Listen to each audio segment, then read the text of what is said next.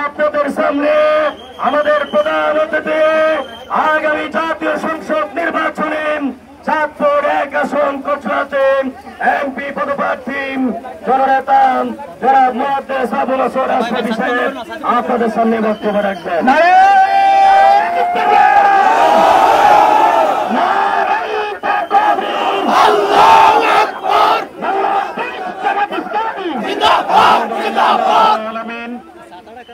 والصلاة والسلام على رسوله الأمين وعلى آله وأصحابه أجمعين।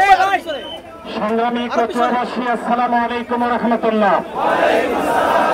আজ 5 আগস্ট জুলাই গণঅভ্যুত্থানের আজ প্রথম প্রতিষ্ঠা বার্ষিকী।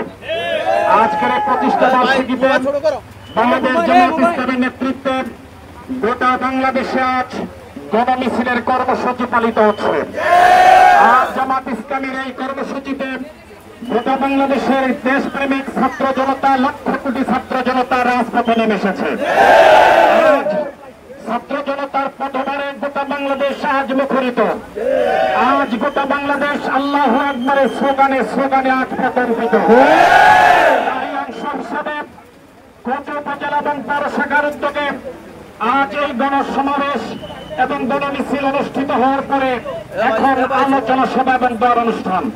আজকের এই সভায় সভাপতিত্ব করছেন জামাত ইসলামী কোচ উপজেলা শাখার সংগ্রামী নায়েবে আমির, উপস্থিত আছেন সংগ্রামী আমির, নেতৃত্ব দিচ্ছেন সম্মানিত উপজেলা সেক্রেটারি, পৌরসভার সম্মানিত সেক্রেটারি, পৌরসভার সম্মানিত আমির সহ উপজেলা এবং জামাত ইসলামীর পৌরসভার সম্মানিত নেতৃবৃন্দ। আমরা আপনাদেরকে ধন্যবাদ জানাই। আজকের প্রচন্ড মুষলধারে বৃষ্টির মাঝে আপনারা যে নজিরবিহীন উদাহরণ সৃষ্টি করেছেন, এটা বাংলাদেশের ইতিহাসে, রাজনীতির ইতিহাসে এক বৃহৎ দৃষ্টান্ত।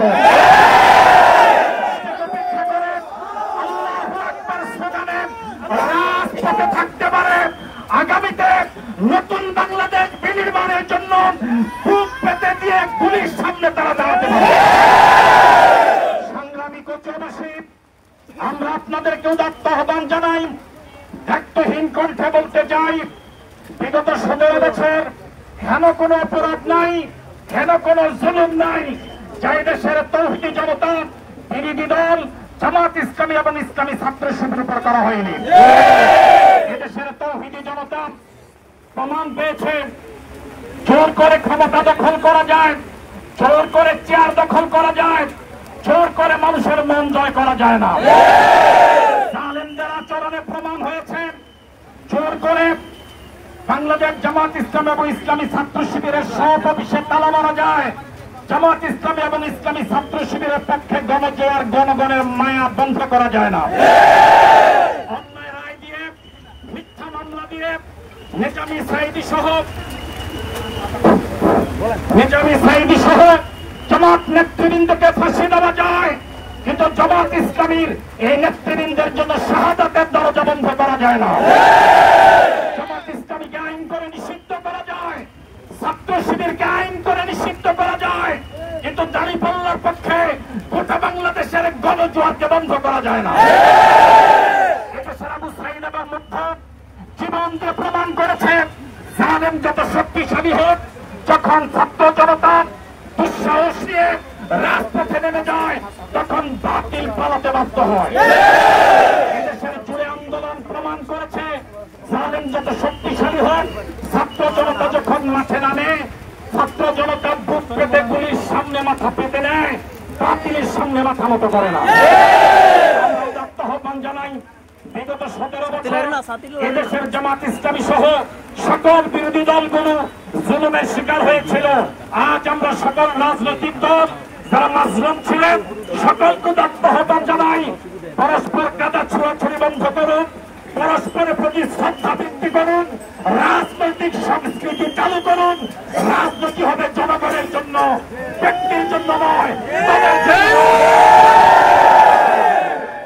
সুতরাং দেশের ভিতরের সব পেশিবাদ এবং বহিরাগত সমাধিপত্যবাদের মোকাবেলা করার জন্য সব বিরোধী দল যারা অংশীজন ছিলেন জুড়ে আন্দোলনে, তাদের সকলকে ঐক্যবদ্ধ হওয়ার উদাত্ত আহ্বান জানাচ্ছি।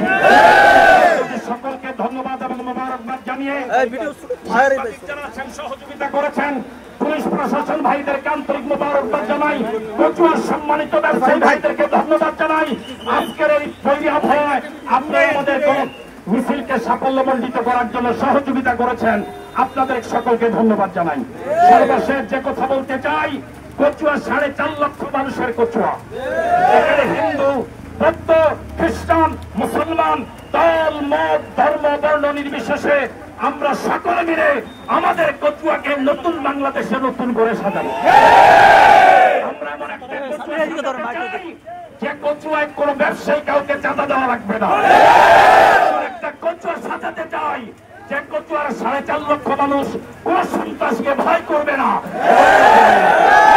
আমরা এমন একটা কচুয়া সাজাতে চাই যে কচুয়ায় রাস্তাঘাট, পোল কালভার্ট, স্কুল কলেজ, রাস্তাঘাট আধুনিক থেকে অত্যাধুনিক হবে, সব অপরাধ বন্ধ হবে। সবাইকে সর্বশেষ পরামর্শ দিচ্ছি, কবরের নিচে যাওয়া লাগবে। চাঁদাবাজি করে যে অর্থ উপার্জন করে সংসার চালান, দুনিয়ার সব রাজনীতির কর্মকাণ্ডের জন্য আল্লাহর কাছে জবাবদিহি করা লাগবে। সব অপরাধ বন্ধ করুন, দলমত নির্বিশেষে হাতে হাত রেখে, কাঁধে কাঁধ রেখে আসুন সবাই মিলে কচুয়াটাকে সাজাই, গোটা বাংলাদেশে মডেল করি। আপনাদের সকলকে ধন্যবাদ জানিয়ে আবারও দেখা হবে রাজপথে, এই আহ্বান জানিয়ে বিদায় নিচ্ছি। আজকের সমাবেশ এখানে সমাপ্ত ঘোষণা করছি। আল্লাহ হাফেজ। বাংলাদেশ জিন্দাবাদ, বাংলাদেশ জামাত ইসলামী জিন্দাবাদ, জিন্দাবাদ।